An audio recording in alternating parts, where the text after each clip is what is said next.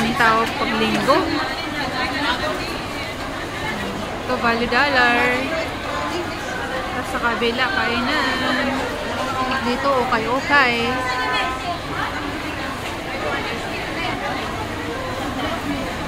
Kanya-kanyang pwesto. Para po siyang Tutuban Mall, ang style ng Lucky Plaza. Sa baba. Yan, banda food court. Yan po ang tsura ng Lucky Plaza, parang Tutuban Mall. Naiwan? Walang kumuha? Oh, naiwan mo pa. Yan po yung tsura ng Lucky Plaza, para siyang Tutuban Mall. May pababa. Dito kami sa second floor. Kami nag-grocery. Grocery kami ng aming utilities. Hindi kami naghagdan lang kami, guys. So, yan ang tsura ng ano, no? Parang Tutuban Mall lang po, guys. Lahat dito, mga paninda ay puro Philippine product. Ito, hulugan. Doon, mga paninda yan dyan ng ano, pagkain ng yan. Pati yan. Mga pagkain ng mga produkto ng mga Pilipinas. Pati yan dyan, mga kakanin dyan. Lutong Pinoy. O, yan po. Merong Pasay. Pasay. DHL.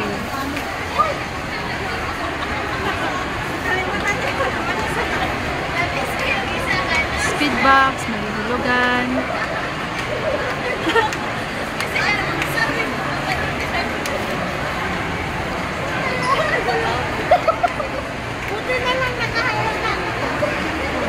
Filipino coffee. Ay, may dagupan pa.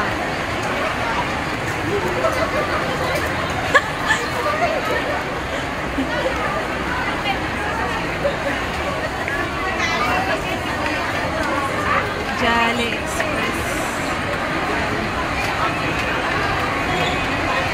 Tutor ko kayo dito.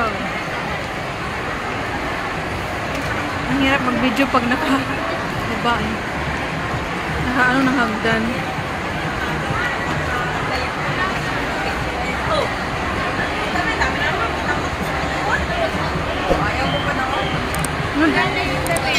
Ha? Wala na. Ah, doon. Ayun pala yung Maxi Hulugan. Nandoon. Yan yung Maxi Hulugan na ano sa TikTok. Maki? Maxi?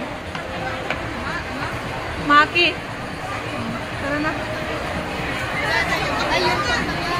Yan sa baba pala eh. Puro mga Pilipino, mayroon din ibang lahi na punta dito. Ito ay pasyalan ng mga Pinoy. Meron pa doon bisdak.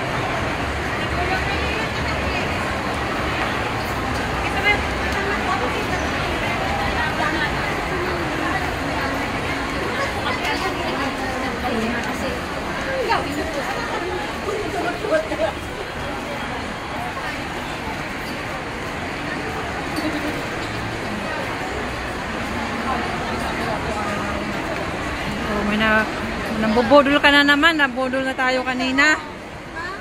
$10. Ano na yan? Set na? Hindi. Ano, 10. Hindi 30. Sa Bondi. Ikaw, kunin mo. Next time. Tara na, kain na tayo. Ito, 8. Ganon. Meron, bumili ka na ng short. Ito na lang. Damit.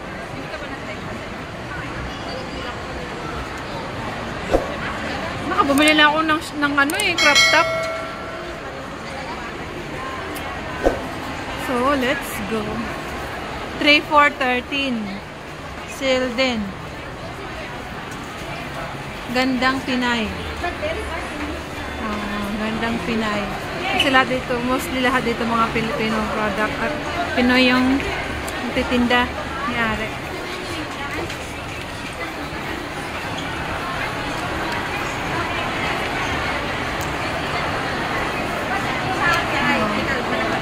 Napakadaming tao pag linggo.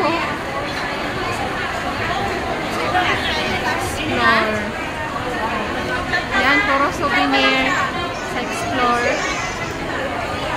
Souvenir, mga chocolate, mga bags.